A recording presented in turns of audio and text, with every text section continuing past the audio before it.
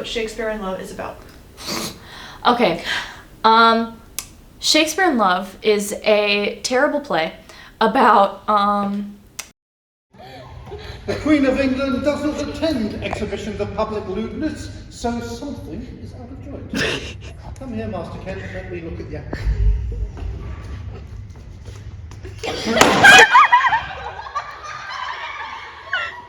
I know I'm pretty.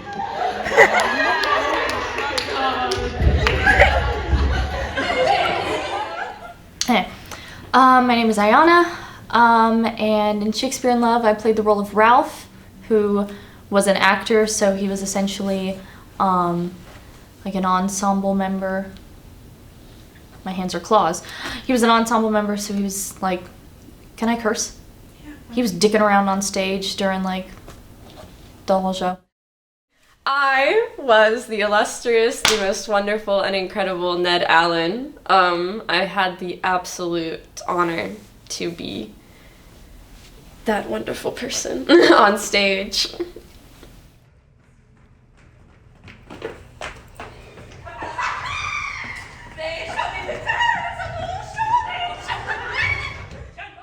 So the story premise of Shakespeare in Love is the whole idea that William Shakespeare based off the play Romeo and Juliet heavily from his own life and the tragedies as well as the comedy that befell from it and all of that fun insanity that is William Shakespeare from his own life that they could gather in real people, as well as just having the author having his own fun with the piece and just kind of imagining the fun scenarios that come from it, and having, as many authors love to do, just quoting Shakespeare a lot and also implying that he stole it from a lot of people, which is a really fun Shakespeare fact that just pops up in all Shakespeare media, by the way, is just everyone referencing how he steals things all the time. Shakespeare in Love is about Shakespeare if he was in love.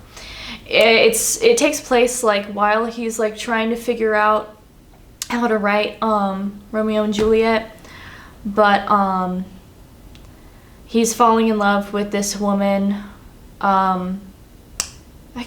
It's been so long now, I can't remember if we called her Viola or Viola for the production. I think we called her Viola. But he falls in love with this woman, Viola, and she has to pull like a 12th night, she's the man type deal, and like, let me get this square in my head. Because Addison Adams is a man. So Viola was a woman who was a man. Viola was a woman who was pretending to be a man, both in some social circles and for the play. Yes, okay. And so the whole issue that arose from Shakespeare in Love is because it is such a big cast, but it's a big cast of men, and in theater, half the time you are wanting for men, so we did not have the men for that. So we swapped the gender of the cast for it. All of the women played male characters, and all of the guys played female characters within our show, which was kind of silly because the whole show is kind of about Viola, a woman, being told what men have to do, and it's a man being told by a bunch of women. So, yeah, that's Shakespeare in Love.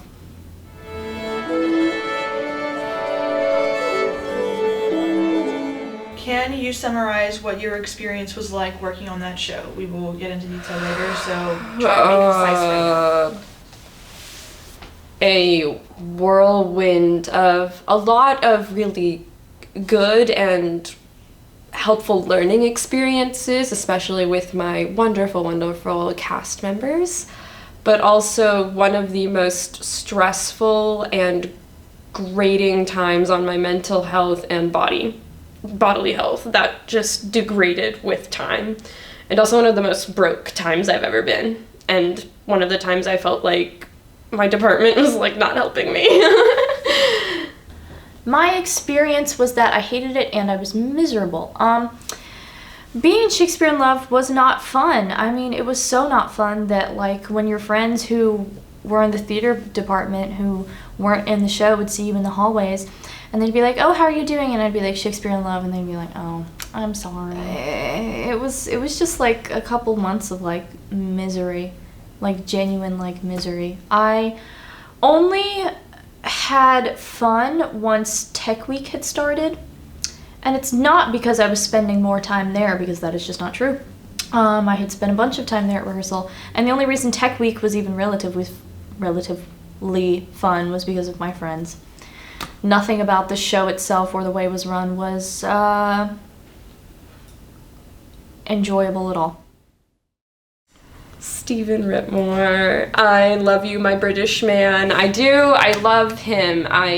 Not to sound Stockholm Syndrome, like others have joked, but I do really care and love him. He's like a wonderful person, and I really did have and still do learn a lot from him.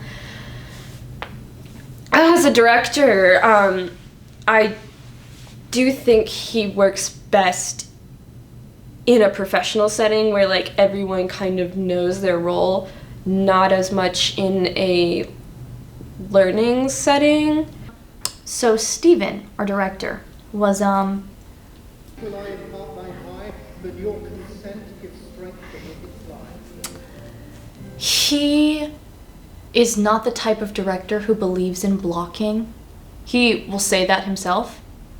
Source Zoe, he will say that himself. And blocking, if you don't know, is like literally where you're supposed to like stand and move on stage. And if you're not an actor, you may not know how fucking important that is to have. Susan and she, God rest all Christian souls. Oh, it is so important to have blocking, because like you don't really feel like you can start acting unless you get the blocking. Stephen is a nice man. I think he's a nice man. When I see him in the halls and I talk to him, I leave with a smile on my face. However, I was very upset with him for a couple of months. Like I was pretty much upset with him for all of spring 2022. Like he barely like ran rehearsals. It felt like our main stage manager, Maddie Bavely, was more in charge of it.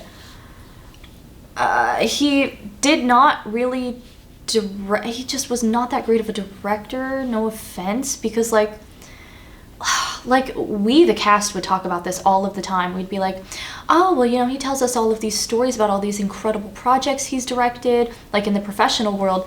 Clearly, he must be a great director outside of UK somewhere else.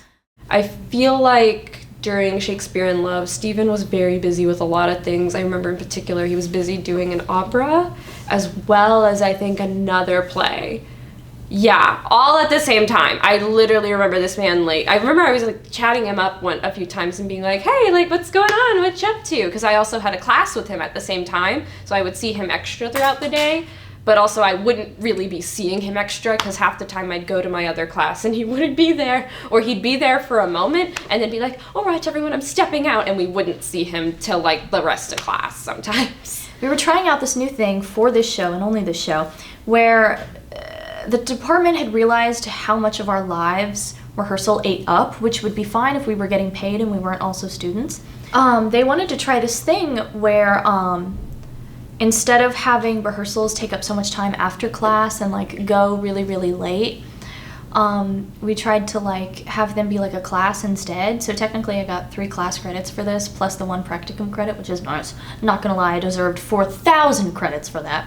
Personally, I feel like he consciously or subconsciously thought that because we were trying it like this, we weren't gonna get tired, but then we did get tired. And then, rehearsals would go much longer and be far more days than they were supposed to originally be anyway, so what was the point? I've been a director since university, so I've been working professionally as a director for 20-something years before I joined the university. So my background is as a professional organizational leader and director. Your question was that the rehearsal schedule was changed. That wasn't true. What happened at the beginning of the process is a rehearsal schedule was published, these are the days that we would be rehearsing, but what wasn't identified was who would be required on what day. But part of the commitment of the process is that we wouldn't work on weekends, and is something that we stayed true to, that we protected that. What we also had to do, and one of the challenges of this show, is that it has a cast of 36 people who are in almost every scene. And so I was trying to create a rehearsal structure that meant that people got time off. So we didn't have 36 people in the room all the time, even though that was really what the script required. The second challenge I had was because whilst COVID as a formal pandemic had left, COVID still lived in the building and still does. And in the entire process of rehearsing Shakespeare in Love, I never had a day where everybody who was in the cast was available to be in the room. So by the end of the process, we were looking at ways of calling everybody because it's the only way we could run the show. Who are we missing? Yeah, besides Donitza, who was like having medical problems, and Annabino, who just got too fucking, I won't say that on camera, but Annabino, who just wouldn't show up sometimes. Who were we missing? Like maybe a few people were a little late and or Here had to leave and early, but here like, and fucking there. but And then me, we had Zoe, people and Chunter missing for 3 fucking days because we were in Blood at the Root, and then that was it. which you had pre-approved, by the way. And also, him saying that that is not true when all 30 fucking 6 of us, plus the stage managers, literally remember the fucking Monday. Excuse me, I have to burp. The fucking Monday we came in, and they were like, oh, rehearsal's actually going this long today, and it's mandatory, and we also have rehearsal tomorrow, and it's mandatory, and we also have rehearsal Wednesday, and it's mandatory. Oh my god, I'm losing my fucking mind. Oh my god, I just watched this man fucking lie to you, Jaden. I just watched him lie to you. I don't know, it's the show is what happened as a culmination of many things. I think for the most part, the spirit and the engagement in the room was really strong. And the sense of participation and engagement was really strong. The things that were challenging evolved through circumstances. If you could go back in time, knowing what you know now, would you still do that show? I would. I would. I learned so much from it, as much as like so much of it I shouldn't have had to learn the way I did, but I did learn a lot, and I don't think I would trade my experiences that I had. I don't want to lack in them. I feel like I grew a lot, and I just had so many fun memories also from I it. think I made a joke about regretting doing the show.